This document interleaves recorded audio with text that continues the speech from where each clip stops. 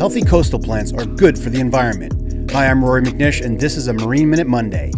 Healthy plant communities such as dunes and salt marshes help to create a protective line of resiliency in the face of damaging storms. Salt marsh plants also help to restore nutrients from the surface and groundwaters as they pass through their roots. Cornell Cooperative Extension Habitat Restoration Program has initiated several projects to help restore coastal plant habitats. One such project is on the Shinnecock Indian Reservation, which 3,000 feet of shoreline that had been degraded by Superstorm Sandy has been replaced with sand from a dredging project from the Department of Public Works. Shinnecock Nation and CCE staff propagate native plants and seeds from the area for replanting on the beach and dunes. These plants grow and thus create a natural buffer and a protective line of resiliency. This has been a Marine Minute Monday, produced by Cornell Cooperative Extension Marine Program.